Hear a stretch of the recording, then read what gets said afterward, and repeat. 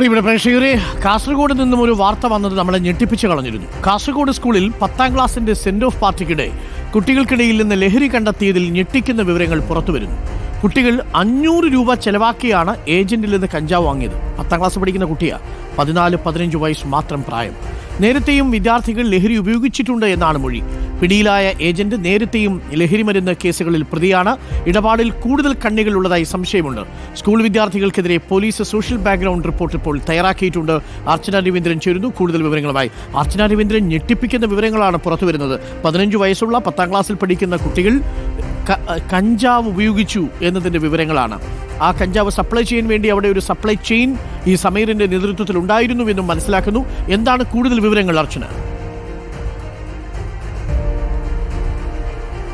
അരുൺ, തീർച്ചയായും കഴിഞ്ഞ ദിവസമാണ് കേസിനാസ്പദമായ സംഭവം ഉണ്ടായത്. നമുക്കറിയാം, അവധിക്കാലമാണ്, പരീക്ഷകൾ തുടങ്ങാൻ വേണ്ടി പോകുന്നു. ഇതിന്റെ ഭാഗമായിട്ടാണ് സ്കൂളുകളിൽ സെന്റ് ഓഫ് പരിപാടികൾ നടത്തും. ഇതിന്റെ ഭാഗമായി കാസർഗോഡ് ഒരു സ്കൂളിലും 10ാം ക്ലാസ് വിദ്യാർത്ഥികൾ സെന്റ് ഓഫ് പരിപാടി നടത്തിയിരുന്നത്. തുടർന്ന് സ്റ്റേജിന്റെ പിറകുവശത്തായാണ് ഏകദേശം 4 ആൺകുട്ടികളാണ് ഇത്തരത്തിൽ കഞ്ചാവ് ഉപയോഗിച്ചത്. ഈ ഉപയോഗിച്ചതടക്കം 11.47 ഗ്രാം കഞ്ചാവാണ് ഈ 4 ആൺകുട്ടികൾ ചേർന്ന് ഉപയോഗിച്ചത് എന്നാണ് ഇപ്പോൾ പോലീസ് വൃത്തങ്ങൾ പറയുന്നത്. ഈ ഒരു പോലീസിന് ആദ്യം തന്നെ ഈ ഒരു സ്കൂൾ കേന്ദ്രീകരിച്ചൊരു അന്വേഷണം നടക്കുന്നുണ്ടായിരുന്നു. അതായത് രഹസ്യ വിവരങ്ങൾ, ഈ ഒരു സ്കൂളിലെ കുട്ടികൾ ഇത്തരത്തിൽ കഞ്ചാവ് ഉപയോഗിക്കുന്നുണ്ടെന്ന രഹസ്യ വിവരം ഇത്തരത്തിൽ പോലീസുകാർക്ക് ലഭിച്ചിരുന്നു. ഇതിന്റെ അടിസ്ഥാനത്തിൽ സ്കൂൾ കഴിഞ്ഞ കുറേ ദിവസങ്ങളായി പോലീസുകാരുടെ നിരീക്ഷണത്തിലായിരുന്നു. ഇതിന്റെ ആസ്പദമായിട്ടാണ് ഈ ഒരു സെന്റ് ഓഫ് പരിപാടിയും ഇവർ എത്തിയത്. തുടർന്ന് 4 ആൺകുട്ടികൾ ഇത്തരത്തിൽ സ്റ്റേജിന്റെ പിറകുവശത്ത് നിന്നും കഞ്ചാവ് ഉപയോഗിക്കുന്നത് കാണുകയും തുടർന്ന് കുട്ടികളെ ചോദ്യം ചെയ്യുകയായിരുന്നു. ഈ ചോദ്യം ചെയ്തതിനു ശേഷമാണ് ഇത്തരത്തിൽ ഞെട്ടിക്കുന്ന വിവരങ്ങൾ പുറത്തു വന്നിരിക്കുന്നത്. ഏകദേശം 500 രൂപ ചെലവിട്ടാണ് അരുൺ ഇത്തരത്തിൽ ഈ കുട്ടികൾ ഈ കഞ്ചാവ് ഈ ഏജന്റിൽ നിന്നും വാങ്ങിയത്. 500 രൂപ എന്ന് പറയുമ്പോൾ ഒരു കുട്ടി ഏകദേശം 100-180 രൂപ ഓരോ കുട്ടികളിൽ നിന്നും ചെലവിടുന്നു. അത്തരത്തിൽ 500 രൂപ ചെലവിട്ടാണ് ഇത്തരത്തിൽ ഏജന്റിൽ നിന്നും ഈ ഒരു കഞ്ചാവ് വാങ്ങിയിരിക്കുന്നത്. നേരത്തെയും കുട്ടികൾ ഇത്തരത്തിൽ കഞ്ചാവ് സ്കൂളുകൾ കേന്ദ്രീകരിച്ചാണോ അല്ലെങ്കിൽ പുറത്തുനിന്നാണോ എന്ന കാര്യത്തിൽ വ്യക്തതയില്ല. കാരണം എങ്കിലും ഇത്തരത്തിൽ ഈ കുട്ടികൾ ഇത്തരത്തിൽ ഈ കഞ്ചാവ് നേരത്തെയും ഉപയോഗിച്ചിരുന്നു എന്നുള്ളതാണ് ഇപ്പോൾ പോലീസിന് കൊടുത്ത മൊഴിയിൽ വ്യക്തമാക്കുന്നത്. ഏജന്റ് അടക്കം കഴിഞ്ഞ അല്ലെങ്കിൽ കൂട്ടിയിട്ട് നാരങ്ങ മുട്ടായി വാങ്ങാനും അതല്ലെങ്കിൽ ഈ പറയുന്ന കപ്പലണ്ടി മുട്ടായി വാങ്ങാനും ഒക്കെയാണ് പോവുക. ഇപ്പോൾ ഈ കുട്ടികൾ 100-120 രൂപയും ഒക്കെ ഓരോരുത്തരും കൊണ്ടുവന്ന് 500 രൂപയുടെ ഒരു പൊതി വാങ്ങി അവർ കഞ്ചാവ് പങ്കിട്ട് ഉപയോഗിക്കുന്ന അവസ്ഥയിലേക്ക് എത്തിയെന്ന് പറയുമ്പോൾ എത്ര ഭീതിതമാണ് അവസ്ഥ. ഇപ്പോൾ പോലീസ് ഇക്കാര്യത്തിൽ എന്താണ് ചെയ്തിരിക്കുന്നത് ദർശന? തീർച്ചയായും അരുൺ, പണ്ടൊക്കെ എന്ന് പറയുമ്പോൾ അല്ലെങ്കിൽ എൻ്റെ ചെറുപ്പത്തിലൊക്കെ എന്ന് പറയുമ്പോൾ നാരങ്ങ മിഠായി മേടിക്കാനും അല്ലെങ്കിൽ അത്തരത്തിലൊരു 1 രൂപ 2 രൂപ മിഠായി മേടിക്കാനൊക്കെ ആയിരുന്നു നമ്മൾ അല്ലെങ്കിൽ ഞാനടക്കമുള്ള ആളുകൾ പോയിട്ടുണ്ടായിരുന്നു. ഇപ്പോൾ കുട്ടികൾ കഞ്ചാവ് മേടിക്കുക എന്ന് പറയുമ്പോൾ വലിയൊരു ആപത്തിലേക്കാണ് നമ്മുടെ ഈ ഒരു തലമുറ പോകുന്നത് എന്ന് വ്യക്തമാണ്. ഇത്തരത്തിൽ സ്കൂളുകൾ കേന്ദ്രീകരിച്ച് ഇപ്പോൾ അന്വേഷണം നടത്തുകയാണ്. എന്തായാലും പോലീസ് വിവിധ സ്കൂളുകൾ ഇപ്പോൾ കണ്ടെത്തിയിട്ടുണ്ട്. ആ സ്കൂളുകൾ കേന്ദ്രീകരിച്ച് അന്വേഷണം നടത്തും. അതിൻ്റെ ഭാഗമായി ഇപ്പോൾ നേരത്തെ എക്സൈസ് കമ്മീഷൻ അടക്കം വ്യക്തമാക്കിയിരുന്നു. ജാഗ്രതാ കമ്മിറ്റികളടക്കം രൂപീകരിക്കുന്നുണ്ട്.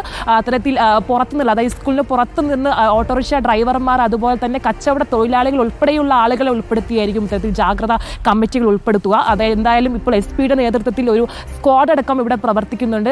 ആ സ്ക്വാഡിന്റെ ഇതിലായിരിക്കും ബാക്കിയുള്ള നടപടികൾ എന്തായാലും ഉണ്ടാകുക. എന്തായാലും സ്കൂളുകളെ കേന്ദ്രീകരിച്ച് അന്വേഷണം നടത്തുകയാണ്. ഇനിയും ഈ ഒരു ലഹരി ചെയിനിൽ ഇനിയും കണ്ണികൾ ഉണ്ടോ എന്ന കാര്യത്തിൽ വ്യക്തത വരുത്തേണ്ടതുണ്ട്. ഇത്തരത്തിൽ സമീർ എന്ന ഒരു യുവാവാണ് ഇപ്പോൾ പിടിയിലായിരിക്കുന്നത്.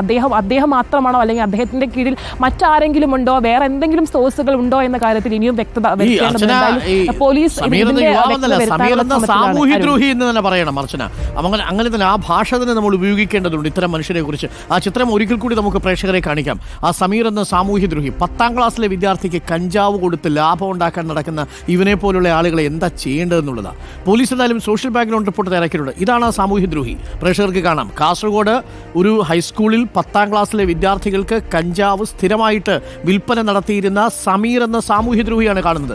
നാട്ടിലടുപ്പിക്കാൻ കൊള്ളാവോ? വീട്ടിലടുപ്പിക്കാൻ കൊള്ളാവോ? ഈ വീട്ടിൽ കയറ്റാൻ കൊള്ളാവോ? ഇങ്ങനെയുള്ള ഒരാളിനെ ഒന്ന് ആലോചിച്ച് നോക്കണം പ്രിയപ്പെട്ട പ്രേക്ഷകരെ. കാസർഗോഡുള്ളവർ ഇയാളെ ഒന്ന് നോക്കി വെച്ചോണം. ഈ പരിസരത്തെ കടിപ്പിക്കരുത്. വീട്ടിലാണെങ്കിലും നാട്ടിലാണെങ്കിലും അയാൾക്കൊരു സാമൂഹിക ജീവിതവും വിധിക്കരുത് എന്നുള്ളതാണ്. നിയമത്തിന്റെ പഴുതുപയോഗിച്ച് ആൾ രക്ഷപ്പെടും. കാരണം അതിനുള്ള ശിക്ഷാവിധികളൊക്കെ വളരെ കുറവാണ് നമ്മുടെ നിയമസംഹിതയിൽ. പക്ഷേ ഈ സാമൂഹ്യദ്രോഹം നടത്തുന്ന ഇവനെ പോലുള്ള ക്രിമിനലുകളെ ഉണ്ടല്ലോ സമൂഹത്തിൽ ഏഴാലത്തടിപ്പിക്കാൻ കൊള്ളില്ല എന്നുള്ളത് വ്യക്തമാണ്. ഇവനൊക്കെ എന്താ ചെയ്യേണ്ടതെന്ന് പ്രിയപ്പെട്ട പ്രേക്ഷകർ തീരുമാനിക്കുക. സാമൂഹ്യദ്രോഹികളെ ഇവരെ സാമൂഹിക അകലം പാലിച്ചു തന്നെ നിർത്തണം, ഒരു സോഷ്യൽ ഡിസ്റ്റൻസിങ് നടത്തണം എന്നുള്ളതാണ്. അക്കാര്യത്തിൽ ഒരു വിട്ടുവീഴ്ചയും ഉണ്ടാവരുത്. ഈ കുഞ്ഞുങ്ങൾക്ക് ഇതേപോലെ മാരകമായ ഈ ലഹരി വസ്തുക്കൾ കൊടുക്കുന്ന ആളുകളെ സമൂഹത്തിൽ നിന്ന് എന്നും ഒറ്റപ്പെടുത്തി തന്നെ നിർത്തിയിരിക്കണം. ഏഴായിലത്ത് നിർത്തണം.